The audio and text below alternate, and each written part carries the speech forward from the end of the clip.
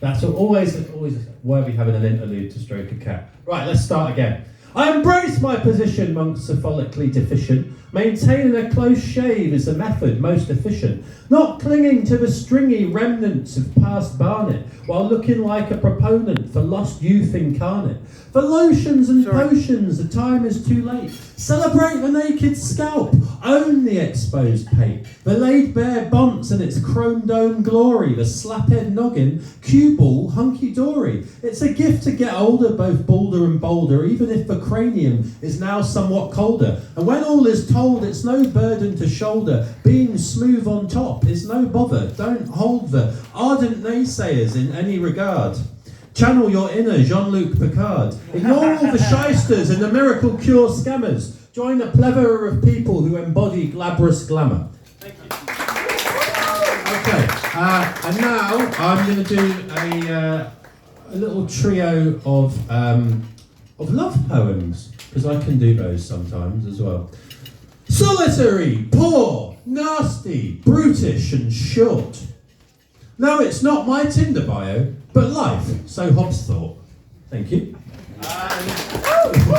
This next one is even shorter. Love is like a chicken madras. It can be hot or a pain in the ass. And this next one, keeping on the theme of love, is called Your Love Was Like a Weatherspoon's Carpet. Your love was like a Weatherspoon's carpet, unique to a particular space. And just like those pub rugs in question, your prettiness covered the trace of grime and emotional spillage, a multitude hidden within, a sticky dissimulative effort to conceal any number of sins. Patterns at first were appealing, seemed graceful and fresh to the eye, but they couldn't stop you revealing their nature you'd tried to deny. Well-trodden and bitter-sodden, strewn with a detrital mess, like the Jacobites crushed at Culloden, you laid waste to the love you'd profess. Yes, your love was like a Weatherspoon's carpet. On contact, a lot less appealing. Okay, when considered, a lot less alluring. Okay, when considered up at distance, but up close, simply not worth enduring. Like a Weatherspoon's carpet, your love was, but there's one major difference, it's true. I feel bad spilling drinks on their threadwork, but I can't say the same about you. Thank you. This next one goes out to anybody who's ever frequented a Lidl. Anyone? Yeah, there we go, a couple of us. And it's called the middle of Lidl, which is what their thing, isn't it? But anyway. Our eyes locked across the aisle in the middle of Lidl. You had your teeth in, so there was minimal dribble. I was busily picking a suitable pickle. I'm typically dill, but that day I felt fickle. I thought, fuck it, I may as well live a little. I tried a quick quip and you let out a giggle. I opted for cornichons. You were non-committal, said, they're all right, I guess. But in your tone was dismissal, and then with slickly glib precision, you pithily listed the particulars of your resistant position, icily diminishing their miniature stature as insufficient to warrant inclusion in your gherkin provision. I listened politely, but still didn't feel their excision fitted in with my incipient vision. Clearly in our respective preservative prisons there were tangible schisms. I nipped in the bud any further addition to your fervent derision of my dining decision. In this bid for concision I sense the elision of more stirred up opinion on the brine goods dominion. Pickle picked, I switched to thinking which nibbly bits would fit within my cat's remit. I imagined we'd split, but quickly twigged this inquisitive dig into our twin shopping list was not yet nixed. Your intimation implicit as I laid visuals on the biscuits was that I'd wildly mispicked, and you were surprised I would risk this imposition on any whiskered accomplice. I declined to divine why such a brand might make you whine, fingers drilling paradiddle ribbons whilst gripping the kibble. I invited enlightening insight on your particular riddle. I figured you kidded when you wistfully whispered you were a biblical literalist with an interest in wizards. How to reconcile scriptural syllables with wizardly rituals incited ideation that trips and pills were your habitual victuals. The dissonant thinking signify intemperate drinking, indeed I wished I was sinking suds. Whilst your blinkered disquisition on the human condition pinpointed bigotry with zero contrition, clearly no rhetorician nor linguistic magician, garden shed level intellect met with prejudicial supposition. I regretted my inauspicious initiation of discursive inquisition. So now when I'm out shopping, I've fully learnt my lesson. I'll be focused where I look, a supermarket Luke Besser. I'll keep my gaze on the displays and then firmly press on to the specific produce that I require, so such scenes won't once more transpire, where store-based bores who converse without pause advocate for causes flawed and a sordid onslaught of thoughts I've only half explored. Next time I'm tempted by some flippant aside, I'll think about the last time I tried and recall the school of rhetorically derivative drivel I was subjected to in the middle of Lidl. Thank you. I'll do this one actually. Anyone ever been, obviously not this establishment, which has been serving people lovely food all evening, but anyone been in a really crap cafe? Yeah, right, good. That's at least one of us. Anyway, hopefully there's something relatable in this. This one is called Ode to Dubious Eateries.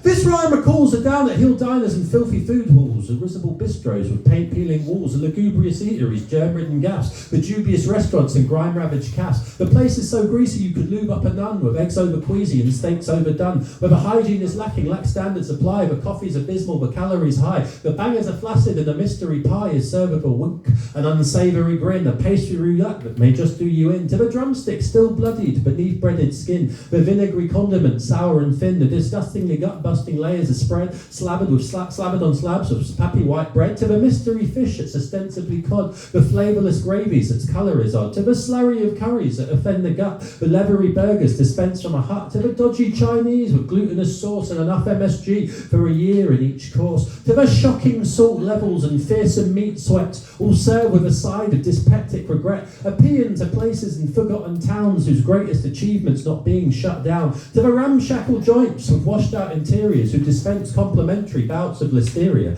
Though it's true that these places may not be much fun, I have dined in and enjoyed the food from each one. This next one is, when I was younger, I had this thing called being tongue-tied, and basically it's an excess bit of skin between the mouth and the tongue, and it impeaches speech. And anyway, it's a very small operation, you just have it snipped. And then I had some speech therapy. And then 30 odd years later, I wrote a poem about it, which is called Speech Therapy. So here's a poem called Speech Therapy, about speech therapy.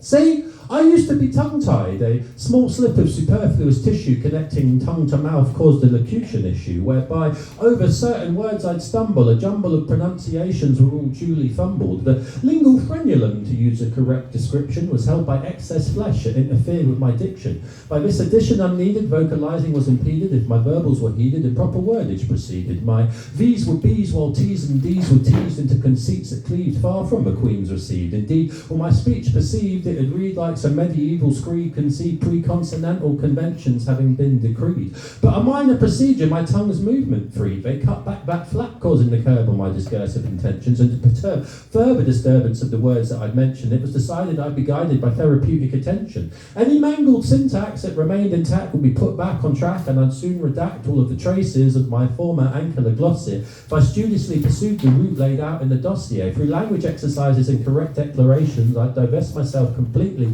of suspect formulations when engaging in the process of polite conversation. Still make faux pas, sure, but not through enunciation, and I took to heart the injunction that linguistic function requires proper application to avoid the compunction awoken when conversants deemed my words to be minced, formed an aversion to the thought my meaning wasn't distinct, simply formed an interest in the way that words sync with the nebulous array of random things that we think, still pondering at one, both in my head and in ink. But I digress. My thoughts weren't yet that progressive. Could I really attest to having pensively tested the cybernetics of phonetics?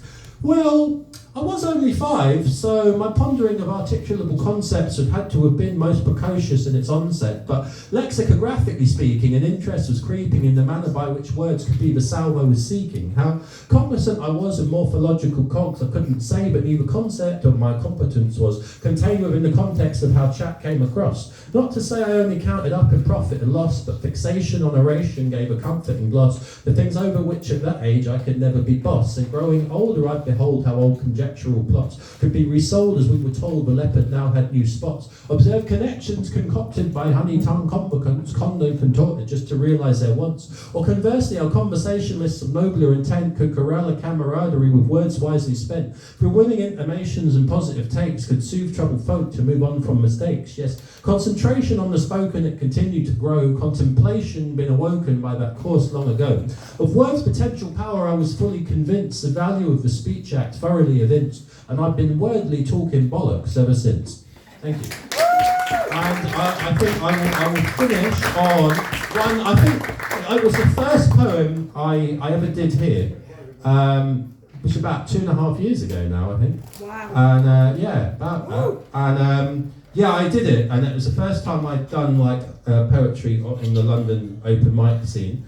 And yeah, I really enjoyed it, and now like I'm doing loads of shit, but it all started here. So this one is called What If Aristotle Had Been an Axolotl? What if Aristotle had been an axolotl? Would his synthesis of disciplines have gone ahead full throttle? Were you a smiling walking fish with protruding frontal wattle? No less for the stance of his platonic rebuttal than his courtly mating dance and charming little scuttle. Would he have gathered fellow thinkers fired up by a shuffle across the floors of the Lyceum as they flex their mental muscle? Would de anima, organon, Nicomachean ethics have never come about to guide peripatetics in formation of their logic and ancient analytics so beloved by the canon of philosophizing critics? What if when we utilise the term Aristotelian, we meant neotenic creatures who could lose and grow a tail again? Caught between the land and a lifestyle more aquatic, would the impact of his musings have been nearly so dramatic? Now, what if Anaximander had been a fire salamander? Would he still have had a gander at the stars and think, oh man, the current classification deserves more cogitation, here's some further explanation of the planetary formations? Or would naming constellations display amphibious limitations, given that their conversations rarely helps elucidation? Would ectothermic inclinations match mammalian fixations, or perhaps talk at cross stations would impede such revelations? Given he suggested men started out as fish, would the intellect invested have dismissed this impish twist, and perhaps reversed the story? First came man and then John Dory. Would he have claimed he saw the missing causal link that as humans we began before returning to the drink? Would his vibrant coloration have distracted concentration, or his ideas seem so piffy with the threat of toxicity? Now, imagine Xenophon had been a chameleon. Though the scansion's slightly wrong, we could still string this along. Could chameleonic condition have engendered erudition for this talented tactician, known for his martial wisdom, for its subterfuge most suited to bring his mission to fruition? The camouflage and erase traces, not put soldiers through their paces and commit tactics to pages to be looked at through the ages. Would the germ of anabasis have remained in larval stasis and not attained its status in this Quintilian's praises? Would this honey-tongued polymath have still embarked upon the path, described the might of Sparta's wrath, made Alba great just for a laugh, seized Babylon within his grasp? Would he merely be content to clasp passing bugs and not to ask, why don't I finish the great task embarked on by Thucydides in writing battle histories? What if Euclid of Megara had been a tuatara? Would his didactic conventions never get another mention? Would the blending between notions Eleatic and Socratic and the declaration all is good be nearly so emphatic? Though some scholars were confused and thought he wrote on mathematics, no rhyming reptile fits his namesake, so he's not in these schematics. But had our chosen Euclid been the last Rentius of Phalian still going, would Megarian instruction still have got a proper showing? As tuataras are a Polynesian extraction, in the Western corpus his teachings may not have gained much traction. Would his pitch and a pinch heuristic fixes were as cinch should have been nixed without a hint of future Stoics to half inch, and the unfortunate position of his scholastic omission only served to worsen the conditions for logicians. If these pontificators were all reptile or amphibian, would their cogency of thought have been merely quotidian? But like their theory shone, altogether more obsidian, and their impact diminished across globalised meridians. It could be reptilian thought really is worth considering, but their output up to now has regrettably been piddling. If the outlook for such works is probably poor to middling, it could just be they lack the necessary means to begin scribbling. There may just be a genius who's yet to get exposure, lurking in the corner of the reptile house enclosure. Thank you very much.